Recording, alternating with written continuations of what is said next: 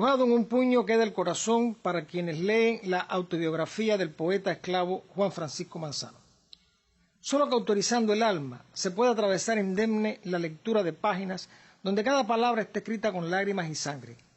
Podría decirse que un injusto destino trazó desde la cuna un sendero agreste de dolor y pena para quien con sobrado merecimiento ocupa hoy un lugar entre aquellos que dieron lustre y brillo a la Atenas de Cuba. De madre esclava, María del Pilar Manzano, perteneciente a la dotación de Beatriz de Justis, marquesa de Santa Ana, y del Pardo, también esclavo, Tomás Castro, nació en La Habana Juan Francisco Manzano un día de agosto de 1797. Por la costumbre, llevó el apellido de sus amos y no el paterno. Sus primeros años transcurrieron felices en la mansión solariega, marcados por el despertar de un prematuro talento. La asistencia a misa y a una escuelita religiosa lo lleva a recitar de memoria los sermones que escuchaba en el templo. La marquesa Santa Ana falleció en su finca en Los Molinos, cerca de Matanzas, en 1806. Fue enterrada en la iglesia de San Carlos de la ciudad, a la izquierda del altar mayor, donde aún se encuentra. Su sepelio ocurrió solo unos meses antes que el obispo Juan José Díaz de Espada y Fernández de Landa prohibiera bajo excomunión ipso facto incurrenda el enterramiento en los templos. Doña Beatriz fue un ama bondadosa que trató al niño con la deferencia de un ser humano, por lo que la infamante condición de esclavo se atenuaba de algún modo. A principios del siglo XIX, tanto Matanzas como La Habana distaban en mucho del aspecto que tendrían años después. La capital de la isla estaba marcada por una insalubridad galopante y el aspecto de la urbe era de franca pobreza. Junto a un palacete podía estar un maloliente almacén o un comercio de esclavos. Matanzas, por su parte, incluso avanzada ya la tercera década del siglo, la ciudad mostraba al viajero un paisaje desolador. Calles sin pavimento, lodo y polvo y casas de pobre factura para una urbe concebida y hecha como la más moderna de Cuba.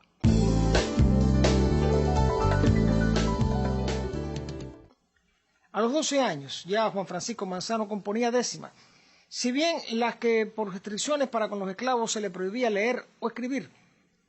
Estas composiciones así dichas eran recogidas por una esclava. En 1809, luego de la muerte de la marquesa, los padres quedan en Los Molinos y Juan Francisco se inicia en el oficio de sastre. La fecha marca el comienzo de los peores sufrimientos como parte de la dotación de la marquesa de Prado Ameno, mujer dotada de un sadismo acentuado que vertió sobre el joven poeta. El marquesado de Prado Ameno está entre los ilustres apellidos cubanos. Es un título nobiliario español, dado por el monarca Carlos III de España en 1786 a favor de Nicolás de Cárdenas Vélez, de Guevara y Castellón, natural de La Habana. Otro de los dignatarios de este título fue doña Carolina Romero y León. Por la menor infracción, el esclavo era encerrado en una mazmorra durante 24 horas, siempre oscuras, sin agua o alimento, solo visitado por ratas, todo ello intercalado con azotes en presencia del ama, quien se gozaba en verlo sangrar. Muerto el padre en 1812, Juan Francisco viene a Matanzas para hacer compañía de la marquesa de Prado Ameno en sus agotadoras visitas y comer a sus pies solo de sus obras. Un perro era tratado con más consideración. Hoy el historiador se pregunta las razones de aquel ensañamiento, salvo tener, por cierto, la maldad de la dueña.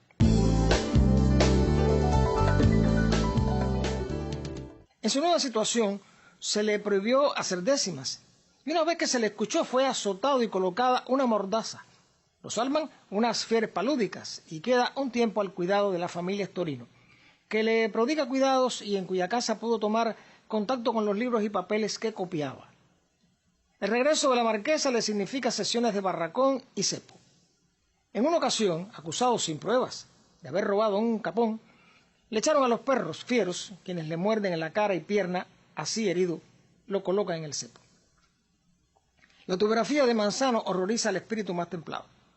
Cuesta creer que se pueda padecer tanto y que en medio de tan exacerbado sufrimiento quede espíritu intacto suficiente para crear versos. Quizá lo más doloroso era saber que desde niño estaba coartado y el pago de su libertad lo había tomado la marquesa de Prado Ameno sin cumplir con lo pactado. En otras palabras, su esclavitud era doblemente pesarosa, por injusta, como fin en sí misma y como parte de un engaño consumado.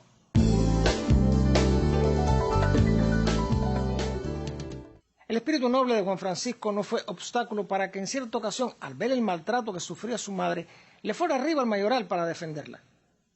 Llama la atención que a una persona de su talento se le prohibiera escribir y aprender para perfeccionar lo que a ojos vistas era la expresión de un talento singular. Llevado a la casa de Nicolás de Cárdenas, la vida de Manzano dio un giro. Aprendió a escribir y redactó sus primeras décimas. En 1821 escribe su canto a Lesbia, el que fuera amor de su vida. No obstante la breve y feliz temporada, el regreso de la marquesa de Pradomeno, quien estaba constituida en su infierno personal, lleva de nuevo al poeta esclavo a Matanzas y con ello a sus padecimientos renovados. En la hacienda de Los Molinos, Juan Francisco padece todo tipo de vejaciones y maltratos. Si en alguien pudo reunirse toda la posible adversidad, fue en este hombre, cuyo talento se expandía en medio de tales sufrimientos. Tanto fue el injusto encarnizamiento que motivó protestas por los hombres ilustrados de su tiempo. Entretanto, alertado y ayudado por otros esclavos, aprovecha una estancia en un balneario en Madruga y escapa hacia La Habana.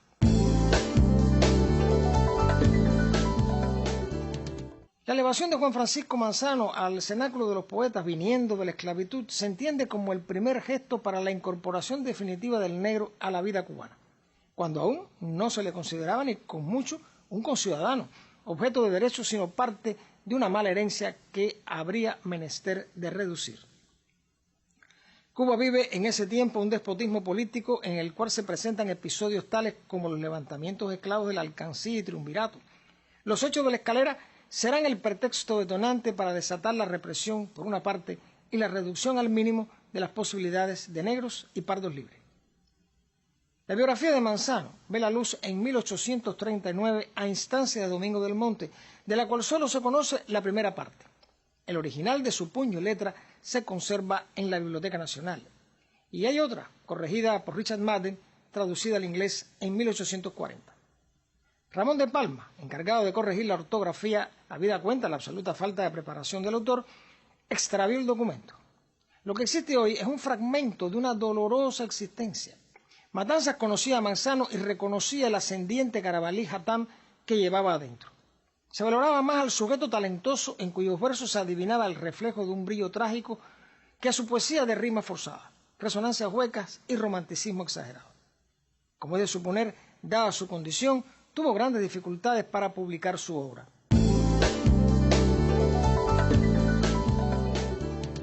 No fue sino hasta 1830 que aparece Flores Pasajeras, el primer libro de Manzano, del cual no se conserva ningún ejemplar.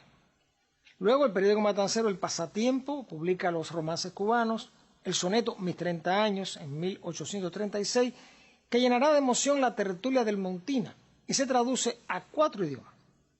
Alcanzada la libertad en 1837, que le obtienen sus admiradores, publica en La Habana El Aguinaldo Habanero, su poesía A la ciudad de Matanzas y El sueño, dedicado a sus 2 hermanos.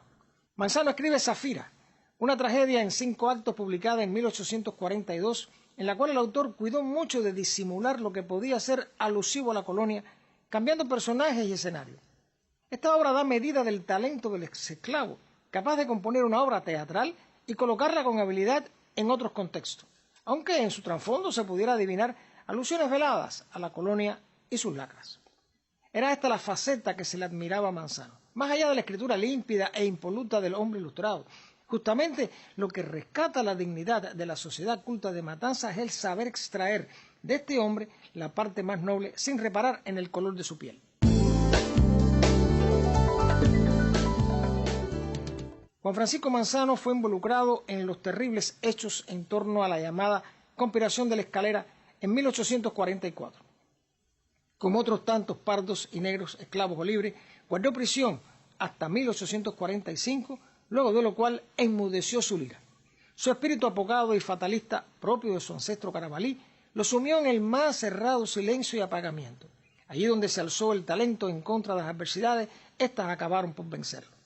Sus días transcurrían como las de un oscuro trabajador, olvidado del aplauso que una vez recibiera y víctima de todas las formas de discriminación puestas en vigor por el aparato colonial. Su muerte, ocurrida en 1854, a los 57 años, cerró el capítulo final de su existencia. Juan Francisco Manzano no tuvo la cuna de un José Jacinto Milanés, ni su instrucción, Tampoco disfrutó la libertad de Plácido y su obra poética abunda en imperfecciones. Sin embargo, es la esencia de su creación artística y el sello de su innato talento los valores que lo colocan entre las figuras de relieve de la poesía matancera del siglo XIX. Preciso será que se lo recuerde, única manera de extraerlo de esa segunda forma de muerte que es el olvido.